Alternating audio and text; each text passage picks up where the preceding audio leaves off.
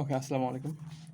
So আমরা আজকে ছোট একটা লেকচারে এখানে কয়েকটি টার্ম সম্পর্কে জানবো। একটা হচ্ছে গিয়া স্পেসিফিক হিট, সরি, একটা হচ্ছে হিট ক্যাপাসিটি বা তাপ ধারণ ক্ষমতা। তাপ ধারণ ক্ষমতা দেন হইতেছে গিয়া বা তাপ ধারণ ক্ষমতা বা এটাকে বলা হয় তাপ ধারকত্ব। ওকে, আরেকটা হইতেছে গিয়া স্পেসিফিক হিট ক্যাপাসিটি বা আপেক্ষিক তাপ ধারণ ক্ষমতা। আপেক্ষিক তাপ ধারণ ক্ষমতা। ওকে, তাপ সরি লিখে নিও তাপ ধারণ ক্ষমতা। অ্যান্ড দেন শিখব গিয়া লেটেন্ট হিট বা সুপ্ত তাপ। ওকে, অ্যান্ড দেন শিখব গিয়া স্পেসিফিক লেটেন্ট হিট। ওকে, আপেক্ষিক সুপ্ত তাপ। লিখে নিই এগুলা, আমার লেখার তো ভালো লাগতেছে না। সো এই চারটা কনসেপ্ট সম্পর্কে জানবো এবং হচ্ছে গিয়ে এবং লাস্ট যে কনসেপ্টটা সম্পর্কে জানবো সেটা হচ্ছে গিয়ে প্রিন্সিপাল অফ ক্যালোরিমেট্রি। ওকে, ক্যালোরিমেট্রির মূলনীতি সম্পর্কে জানবো। এই পাঁচটা কনসেপ্ট আজকে জানবো। সো শুরু করা যাক।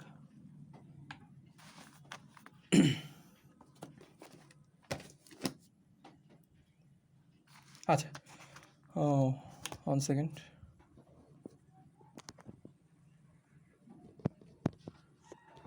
ওকে, সো হিট ক্যাপাসিটিটা আসলে কি বা তাপ ধারণ ক্ষমতা আসলে কি? বিষয়টা আসলে তেমন কিছু না। যে মনে করো আমার কাছে একটা নির্দিষ্ট পরিমাণ সাবস্টেন্স দেওয়া আছে বা একটা মনে করো পদার্থ দেওয়া আছে, এই ধরে ক্যালকুলেটরটা, এইটার যে তাপমাত্রা দেওয়া আছে, বর্তমানে যে তাপমাত্রাটা আছে তার থেকে আমি 1 ডিগ্রি সেলসিয়াস বৃদ্ধি করব। ওকে, আমি কি বলতেছি, মনে করো যে কোনো একটা পদার্থের যে কোনো পরিমাণে আমি বলতেছি যে কোনো পরিমাণে বা সমগ্র পদার্থটির তাপমাত্রা 1 ডিগ্রি সেলসিয়াস বৃদ্ধি করতে যে পরিমাণ তাপ লাগে তাকে বলতেছি আমরা তাপ ধারণ ক্ষমতা। ওকে, আমি কি বলতেছি, মনে করো আমার কাছে একটা পদার্থ আছে, একটা পদার্থ আছে, এই পদার্থটাকে আমি কি করব, যে তাপমাত্রাটা আছে বর্তমানে মনে করো তাপমাত্রা আছে θ1, আমি কি করব 1 ডিগ্রি সেলসিয়াস বৃদ্ধি করে θ2-তে পরিণত করবো। ওকে, সো এদের পার্থক্যটা হবে θ1 - θ2 ইকুয়ালস টু কত হবে 1 ডিগ্রি সেলসিয়াস বা 1 কেলভিনও লিখতে পারি, কারণ সেলসিয়াস স্কেলে যে পার্থক্য কেলভিন স্কেলে সে পার্থক্য একই। সো সেলসিয়াস দিতে পারে, কেলভিনও দিতে পারে। ওকে, সো বলতেছে এখানে কি বলতেছে যে হিট ক্যাপাসিটিটা আসলে কি,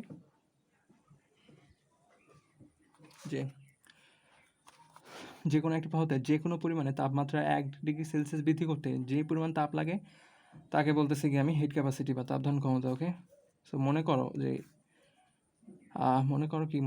মনে করো একটা বস্তুর আছে, তাপমাত্রা আছে বর্তমানে θ1, আমি সেখান থেকে θ2 পরিবর্তন করবো। ওকে, সো পার্থক্য কত হলো ডেল থিটা।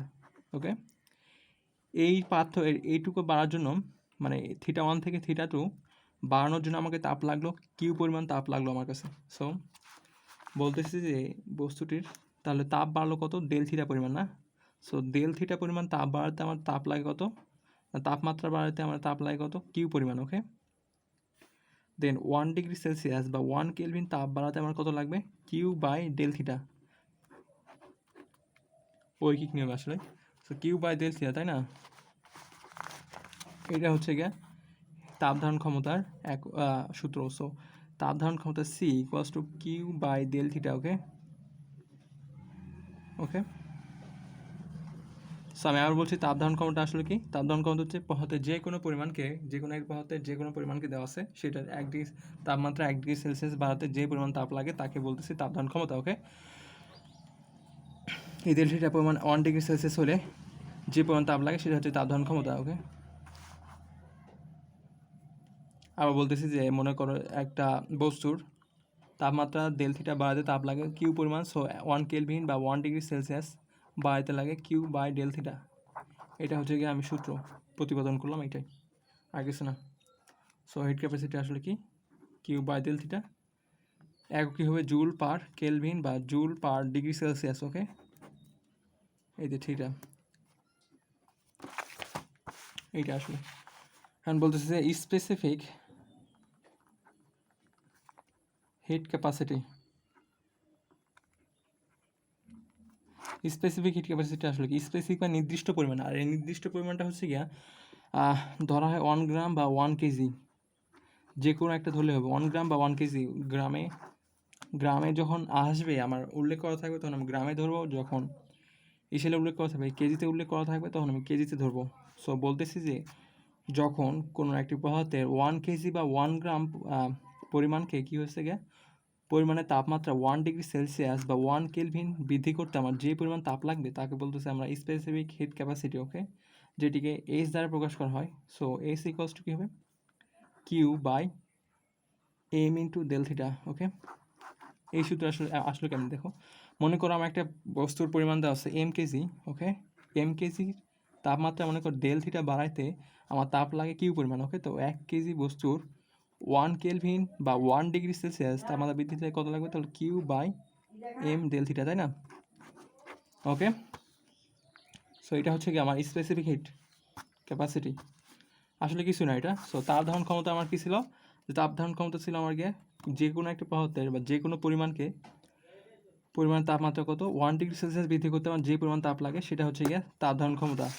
আর স্পেসিফিক হিট ক্যাপাসিটিটা কি, সেটা হচ্ছে গিয়ে একটি নির্দিষ্ট পদার্থের 1 গ্রাম বা 1 কেজি পরিমাণকে কি পরিমাণে তাপমাত্রা 1 ডিগ্রি সেলসিয়াস বা 1 কেলভিন বৃদ্ধি করতে যে পরিমাণ তাপ লাগে সেটা হচ্ছে গিয়ে আমার স্পেসিফিক হিট ক্যাপাসিটি। ওকে, সো আমি এভাবে সূত্রটা প্রতিপাদন করলাম।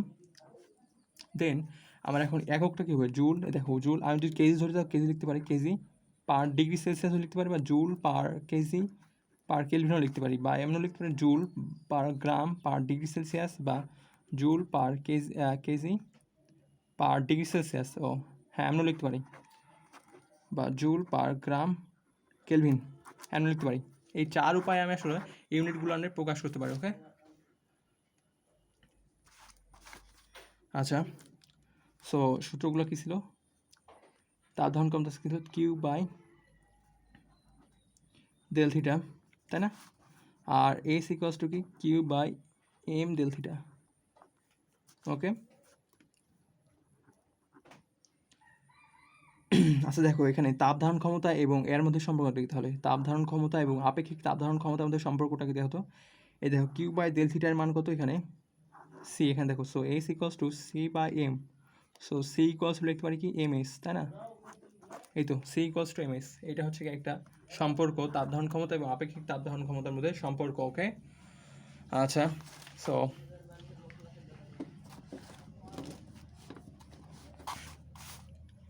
এখান থেকে যে সূত্রটা আসে সেটা হচ্ছে গিয়ে তাই যে S equals to Q by M del theta, তাই না?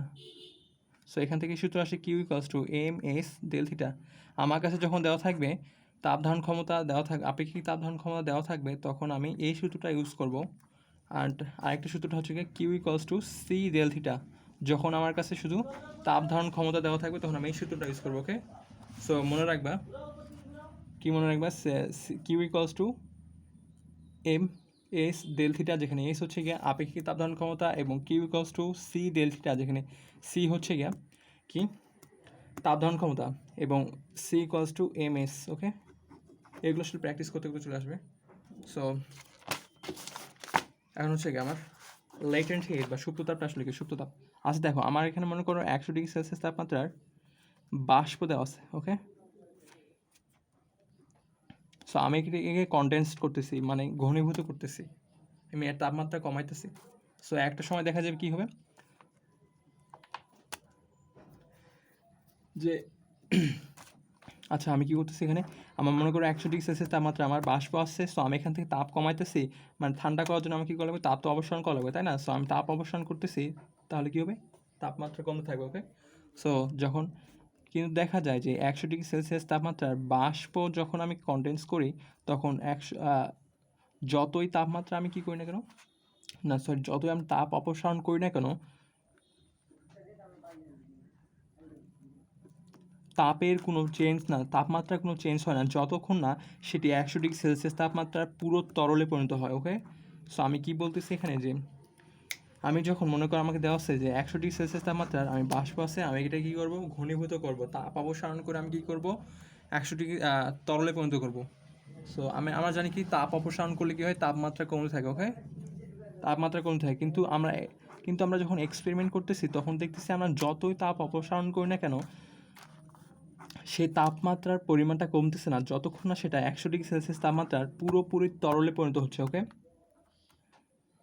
যতক্ষণ না 100 ডিগ্রি সেলসিয়াস তাপমাত্রা পুরোপুরি তরলে পরিণত হচ্ছে ততক্ষণ পর্যন্ত যত আমি তাপ অপসারণ করি না কেন তাপমাত্রায় কোনো চেঞ্জ হয় না। সো এই যে এই তাপমাত্রা, এই যে কন্টিনিউয়াসলি যে আমি তাপের আমি যে অপসারণটা করতেছি এই তাপটা আসলে কোথায় যাচ্ছে, তাই না? যেহেতু তাপমাত্রার কোনো চেঞ্জ হচ্ছে না, সো এই তাপটা যাচ্ছে গিয়া এই স্টেট পরিবর্তন করে, যে বাষ্প থেকে তরলে, এটা একটা ফিজিক্যাল স্টেট না, এই স্টেটটা পরিবর্তন করার জন্য আসলে এই তাপটা কাজে লাগতেছে। ওকে, সো এই যে এই তাপটা নির্গত হচ্ছে বা যে তাপটা আমি সরাই নিচ্ছি সেটা হচ্ছে গিয়ে আসলে সুপ্ত তাপ, লেটেন্ট হিট। এটার কাজ কি? এটা হচ্ছে গিয়ে লেটেন্ট হিটের কাজটা হচ্ছে গিয়ে অবস্থা পরিবর্তনে সাহায্য করে। এটা শুধুমাত্র অবস্থা পরিবর্তনের জন্য দায়ী লেটেন্ট হিটটা। ওকে, এবং এই সময় কী হয়, তাপমাত্রার কোনো পরিবর্তন হয় না। যেমন আমি যদি ধরো 100 ডিগ্রি সেলসিয়াস তাপমাত্রার তরল আছে এবং সেখান থেকে 100 ডিগ্রি সেলসিয়াস তাপমাত্রার বাষ্প পাওয়া যাবে। সো আমি যখন মনে করো আমি দেওয়া আছে এখানে, মনে করি একটা বার্নার দেওয়া আছে, বুনসেন বার্নার। সো আমি যত আমি এখানে তাপ দিই না কেন, যখন থার্মোমিটারে 100 ডিগ্রি সেলসিয়াস চলে আসবে তরলের তাপমাত্রা, তখন দেখবা যত আমি তাপ লাগাই না কেন এইটার কোনো তাপমাত্রা 100 ডিগ্রি সেলসিয়াস তাপমাত্রা কোনো চেঞ্জ হয় না যতক্ষণ না সেটা পুরোপুরি 100 ডিগ্রি সেলসিয়াস তাপমাত্রার বাষ্পে পরিণত হয়। ওকে, সো লাগাতার এই যে এই তাপটা আমি দিচ্ছি, এই তাপটা কোথায় যাচ্ছে, এটা হচ্ছে গিয়ে ফিজিক্যাল স্টেট বা তরল থেকে বাষ্প, এই স্টেটটা পরিবর্তন করার জন্য এই তাপটা কাজে লাগতেছে। ওকে, সো এইটাই বলতেছি যে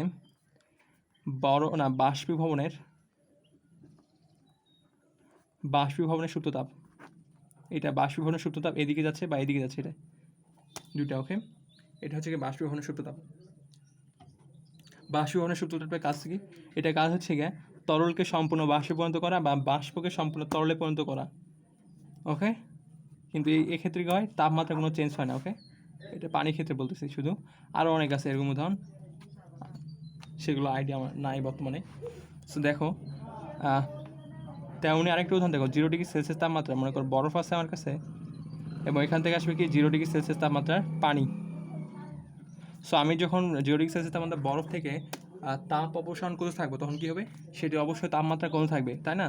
সো কিন্তু দেখা যায় যে এই 0 ডিগ্রি সেলসিয়াসে যখন বরফ চলে আসে তখন আর কি হয়, তাপমাত্রার কোনো চেঞ্জ হয় না যত আমি তাপ অপসারণ করি না কেন। এই তাপটা কী হয়, এই তাপটা আসলে কী করে, এই তাপটা আসলে এই যে ফিজিক্যাল স্টেট চেঞ্জ করার ক্ষেত্রে কাজে লাগে। এবং যতক্ষণ না এই বরফটা সম্পূর্ণরূপে পানিতে পরিণত হয়, 0 ডিগ্রি সেলসিয়াস তাপমাত্রার পানিতে পরিণত হয়, ততক্ষণ পর্যন্ত যতই আমি তাপ অপসারণ করি না কেন তাপমাত্রায় কোনো চেঞ্জ হয় না। ওকে, এবং যখনই তুমি দেখবা যে 0 ডিগ্রি সেলসিয়াস তাপমাত্রার 0 ডিগ্রি সেলসিয়াস তাপমাত্রার পানিতে পরিণত হয়ে গেছে সম্পূর্ণ বরফ, তখন একবারে খুব তাড়াতাড়ি তাপমাত্রা একবারে বাড়তে থাকে। বুঝছো? তেমনই 0 ডিগ্রি সেলসিয়াস তাপমাত্রার পানি থেকে যখন আমি সরি আমি এখানে ভুল করছিলাম, যে এখানে তাপমাত্রা অপসারণ হবে না, এখানে তাপ দেওয়া লাগবে। এখানে তাপ দিলেই তো এখানে গলতে শুরু করবে, তাই না? আমি ভুল করছিলাম আসলে, এগুলো ঠিক করে নিও। তুমি বুঝতে তো পারছো, তাই না, কনসেপ্টগুলো, যে আসলে সুপ্ত তাপ কী করে, অবস্থার পরিবর্তন করে, কি ফিজিক্যাল স্টেটের অবস্থার পরিবর্তন করে, এবং এই সময় কী হয়, তাপমাত্রার কোনো পরিবর্তন হয় না। ওকে, সো এটা হচ্ছে গিয়া সুপ্ত তাপের কনসেপ্ট। এবং এই সুপ্ত তাপ যে বরফ থেকে পানি থেকে বরফে পরিণত হওয়ার সময় যে এই সুপ্ত তাপটা কাজে লাগে সেটা হচ্ছে গিয়ে পানির গলন তাপ, বরফ গলনের সুপ্ত তাপ বলা হয় যেটিকে। ওকে, তো এখন হচ্ছে গিয়া সুপ্ত তাপটা কি আসলে, সুপ্ত তাপটা আসলে কিছু না, সেটা হচ্ছে গিয়া মনে করো আমার একটা নির্দিষ্ট পরিমাণ দেওয়া আছে, পানি দেওয়া আছে, পানিকে সম্পূর্ণ বরফে বা পরিণত করতে সম্পূর্ণ বরফ আছে, কি বলতেছি যে নির্দিষ্ট পরিমাণ মনে করো আমার কাছে পানি আছে। সো এই পানি থেকে যখনই আমি বরফে পরিণত করব, সো এই বরফে পরিণত করতে নির্দিষ্ট পরিমাণ পানিকে সম্পূর্ণ বরফে পরিণত করতে যে পরিমাণ তাপ লাগে তাকে বলতেছি আমি সুপ্ত তাপ। ওকে, মানে 0°C পানিকে যখন আমি 0°C তাপমাত্রার বরফে পরিণত করব, এই সময় যে পরিমাণ আমি তাপটা অপসারণ করব, এই তাপটাকে বলতেছি আমি সুপ্ত তাপ। ওকে, অথবা বরফ থেকে 0°C তাপমাত্রা, বরফ থেকে 0°C পানিতে 0°C তাপমাত্রার 0°C তাপমাত্রা বরফকে সম্পূর্ণরূপে 0°C তাপমাত্রার পানিতে পরিণত করতে যে পরিমাণ তাপ লাগে তাকে বলতেছি আমরা বরফ গলনের সুপ্ত তাপ। ওকে, তেমনি 100°C তাপমাত্রার পানিকে সম্পূর্ণরূপে 100°C তাপমাত্রার বাষ্পে পরিণত করতে যে পরিমাণ তাপ লাগে তাকে বলতেছি আমরা বাষ্পীভবনের সুপ্ত তাপ। ওকে, ওকে, এখন বলতেছি আপেক্ষিক সুপ্ত তাপটা কি? আপেক্ষিক সুপ্ত তাপ হচ্ছে গিয়ে নির্দিষ্ট পরিমাণ, তাই না? নির্দিষ্ট আপেক্ষিক সুপ্ত তাপটা হচ্ছে গিয়ে নির্দিষ্ট পরিমাণ তাপ। এই নির্দিষ্ট পরিমাণ একটা পদার্থ 1 গ্রামও ধরা হয়, 1 কেজি ধরা হয়। সেম কন্ডিশন, মনে করো পানি আছে এবং এই পানির পরিমাণ হবে কি 1 কেজি বা 1 গ্রাম। সো 0°C তাপমাত্রার 1 কেজি পানিকে 0°C তাপমাত্রার 1 কেজি বরফে 1 কেজি বা 1 গ্রাম বরফে পরিণত করতে যে পরিমাণ তাপ অপসারণ করতে হয় তাকে বলা হচ্ছে যে আপেক্ষিক সুপ্ত তাপ। তেমনি ধরো 100°C তাপমাত্রার পানি আছে এবং যার পরিমাণ হতে হবে 1 কেজি বা 1 গ্রাম। ওকে, এইটাকে আমি পরিণত করবো কত? 100°C তাপমাত্রার বাষ্পে। ওকে, সো বলতেছি যে 100°C তাপমাত্রার 1 কেজি বরফ বা 100°C তাপমাত্রার 1 কেজি বা 1 গ্রাম পানিকে সম্পূর্ণরূপে 100°C তাপমাত্রার বাষ্প পরিণত করতে যে পরিমাণ তাপ লাগে আমি তাকে বলতেছি কি আপেক্ষিক সুপ্ত তাপ। ওকে, এটা নির্দিষ্ট পরিমাণ, সেটা হচ্ছে 1 কেজি বা 1 গ্রাম। ওকে, সো ধরো আমার কাছে মনে করো কেজি আছে, কেজি পানি বা অন্য কোনো আছে, পানি আছে মনে করো।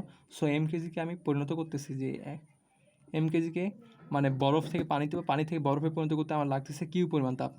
ওকে, সো 1 কেজিকে পরিণত করতে কত লাগবে? কিউ বাই এম পরিমাণ, তাই না?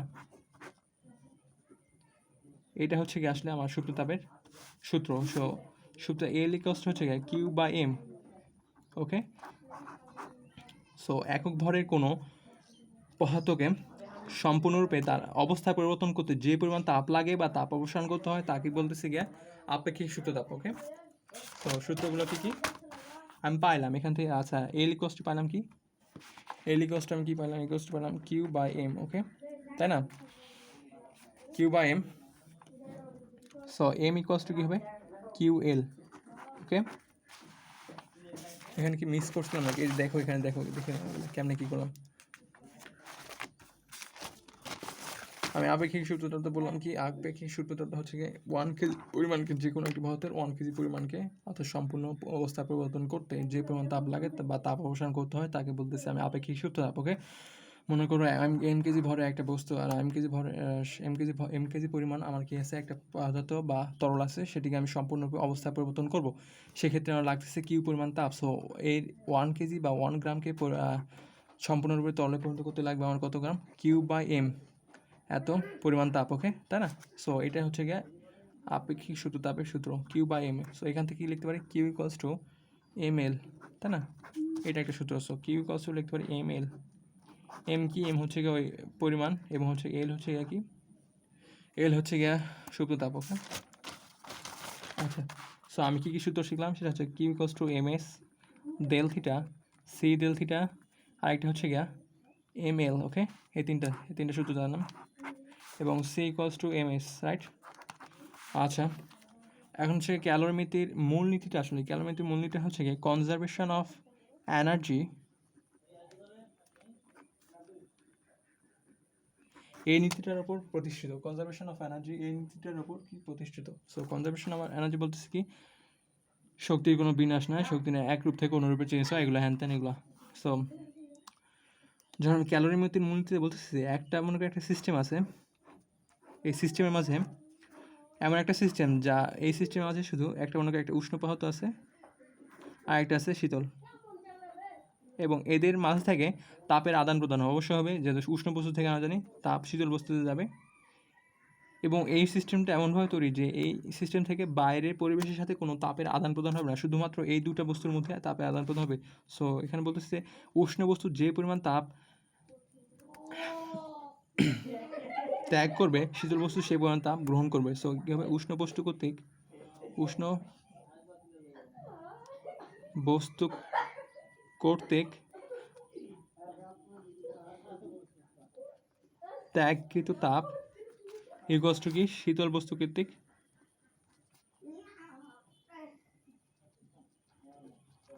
গৃহীত তাপ। এটা হচ্ছে কি মূলনীতি। এগুলো এই বিষয় আসলে পরবর্তীতে এক্সাম ভালো মানে কী করবো, ম্যাথ করবো ইনশাল্লাহ।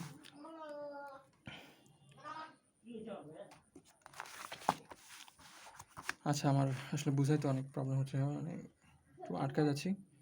এগুলো আসলে ধীরে ধীরে ইনশাল্লাহ ঠিক হয়ে যাবে, মানে প্রথম তো বোঝা যাচ্ছে, বুঝতে তো পারতেছো। ওকে, সো আমরা 3টা সূত্র শিখলাম। একটা হচ্ছে কি, Q equals to M S del theta C del theta. আচ্ছা, এর এককটা কি, এই যে লেটেন্ট হিটার একক C equals to joule per KG বা জুল পার গ্রাম, আমি দুইভাবে লিখতে পারি।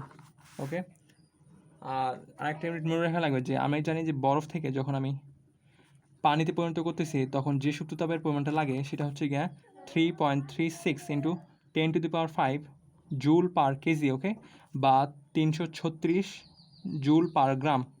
ওকে, এটা হচ্ছে সুপ্ত তাপ লাগে আমার। আরেকটা হচ্ছে পানি থেকে বাষ্পে, মানে 100°C আমাদের বাষ্পে বা বাষ্প থেকে পানিতে পরিণত করতে আমার লাগতেছে 22.68 ইন্টু 10⁶ জুল পার কেজি। ওকে, আরেকটা 2268 এত জুল পার গ্রাম। ওকে, এগুলো মুখস্থ রাখা লাগবে আসলে। আচ্ছা, এইটুকুই।